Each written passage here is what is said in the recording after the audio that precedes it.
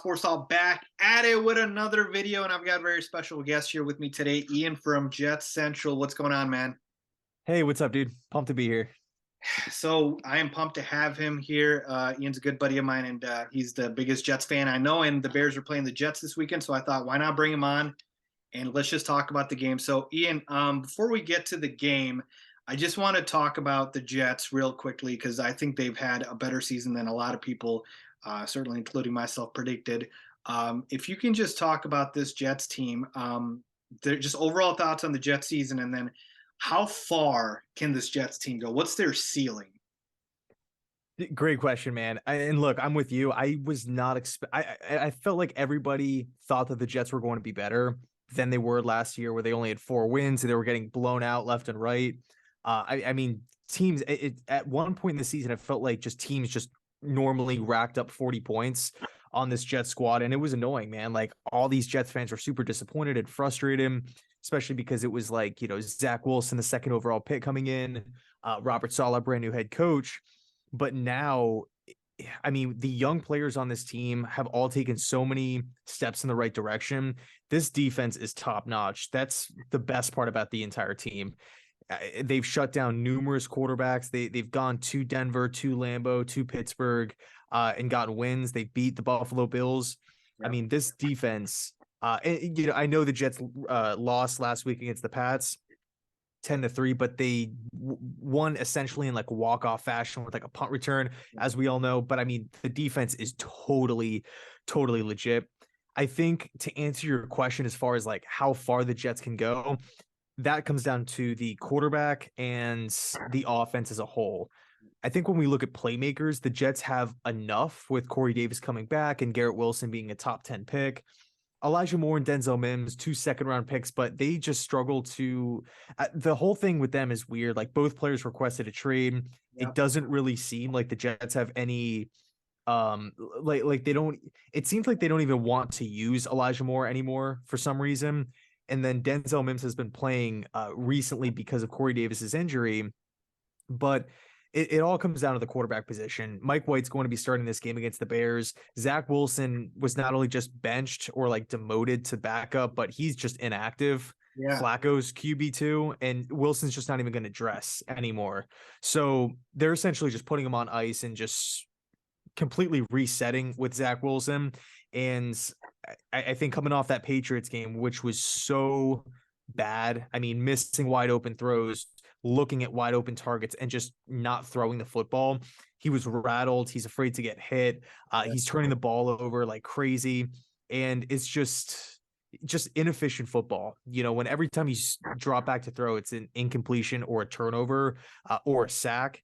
It's just like, how can you watch your defense go out there and just dominate? Then the offense punts it back. And then it's just that the entire game. The only way the Jets, score points since the Breece Hall injury, which was earlier on in the season, it's just like lucky plays, or the defense just sets them up beautifully with great field position. So I think depending on what the quarterback production looks like, that's how far the team is going to go. Yeah, no, definitely. I think that makes sense. And, I think if you guys made the playoffs, I think you'd be pretty happy with that. So, I mean, I don't want to. Oh, yeah, definitely. Definitely, for sure. So, again, we'll talk about the game. I do have a few more questions here real quick. Specifically, you just brought up the quarterback, so the elephant in the room, Zach Wilson. So you talked about his play a little bit here. So specifically, year 2, almost at the end of year 2 here, Zach Wilson, how do you think he's progressed? I know he's had a couple injuries. What are your thoughts on his play? And then also got to talk about the intangibles here, right? With the leadership or lack thereof. And do you feel like Robert Saleh made the right decision in benching him?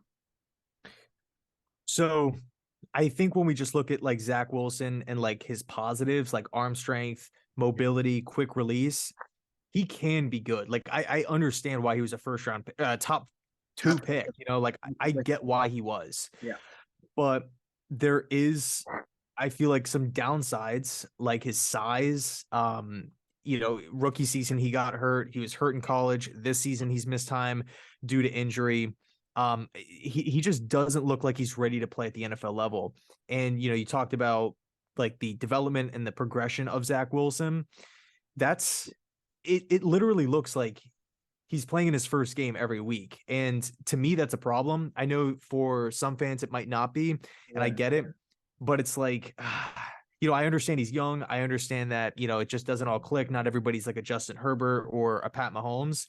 But to me, if you were drafted second overall and you're hyped up by everybody in the media and everybody is, just praising just like Zach Wilson, they have weapons, they have a great defense to fall back on, and you still cannot manage to, we're Jets fans are not asking for 400 yards. They're not asking for 300 passing yards. They're like, hey, can you throw for like 180, one touchdown, and no picks? Can you just like, we're essentially like, if we're talking about like school grades, we're just asking like, hey, can you just go score a C- on the test? And he can't even do that. Is it all on Zach Wilson? No. Some of the play calls have been bad.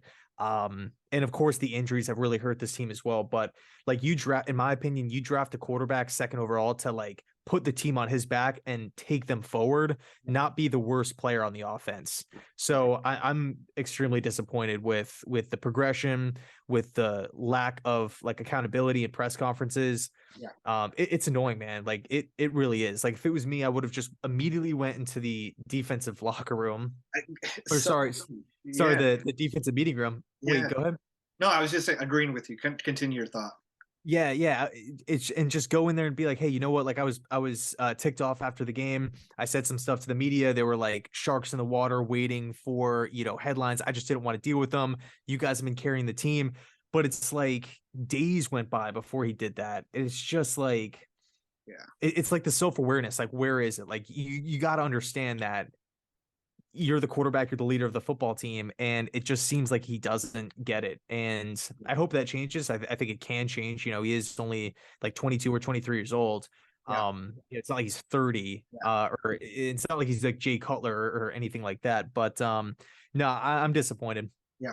No, and as far as like the benching, I feel like Robert Saleh did the right thing. You gotta make it where one guy's not more important than the team, and so Right.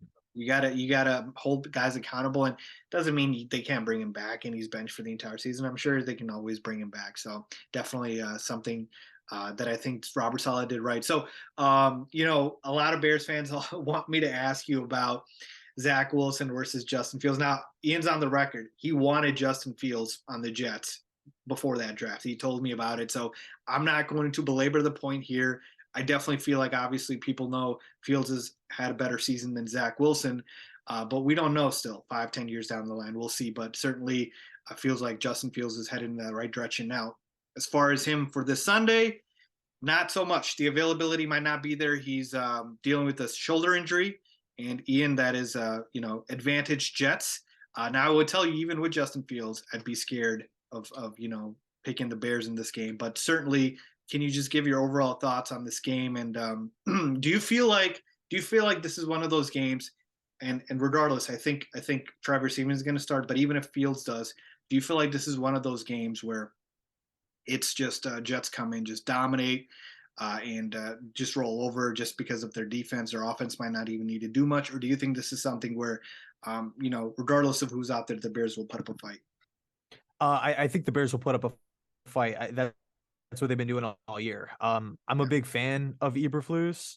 I'm a Yeah. big fan of Justin Fields. I love how this team plays. I feel like they play really aggressively. They play violent football, and I'm just a fan of that. Um, when I look at the Jets, I felt like they were going to come out last week and dominate. It was the biggest game of the season. If they won that game, they would have been in sole possession of first place.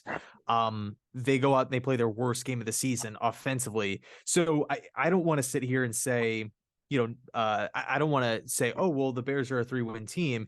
They should easily beat them down. I think on paper, that's probably like the logical mindset, but I'll see it when I believe it. I mean, the Bears went out, they shocked everybody, primetime football, beating the New England Patriots earlier on in the season. Pats slept on Chicago, they shut them up. Yeah. So, if I'm Saleh and I'm the Jets, I'm not taking Chicago lightly.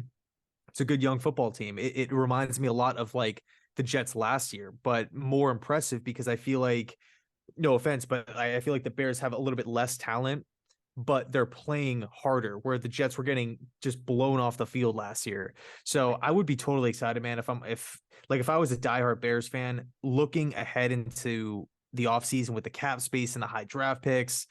I would be so pumped up. And also Claypool. I know he hasn't done much, but I'm a big fan of Claypool. I think he could do a lot of damage with Justin. Like give them a full offseason, a preseason to like get the chemistry right. I like the direction a lot. Okay, perfect. And finally, can we get a score prediction here from you, Ian, for the Bears Jets game? Yeah, so it's tough just because we don't like if it's Justin Fields, I think it will be closer. I'll say if it's Justin Fields, I'll go. I do think it'll be low scoring. I'll say 20-13 Jets if it's Justin Fields. If it's Simeon, I'm gonna say 30-13 Jets. Yeah, mine's a little bit closer, but I wouldn't doubt it. I think if Trevor Simeon's out there, which is what I think the Bears lose 17-7 or 17-10. And then if Justin Fields is out there, I still think the Jets probably could win more, something along the lines of 23-30. So appreciate that, Ian. You guys heard it from him first. He's a big Justin Fields guy. Feels great for Bears fans moving forward. So thank you for that, Ian. And I appreciate that. And good luck on Sunday. I'd like to tell you we want to beat you guys, but we need the draft position, so you guys can have. Yeah, no, dude, I remember a couple years ago when it was it was that draft with Trevor Lawrence, and the Jets literally missed by, I think it was one game, and they were winless the entire season until they like randomly beat the LA Rams in LA, and everybody's like, what? Like, how did that even happen? And then of course Jacksonville just they got Lawrence, they got the ultimate prize. But I appreciate hopping on the channel. It was a blast. Yeah, absolutely. And I'll have Ian links down below. JetsCentral, go follow him everywhere. So appreciate you guys. Thank you so much, Ian. I'll talk to you. Yeah, thanks, man.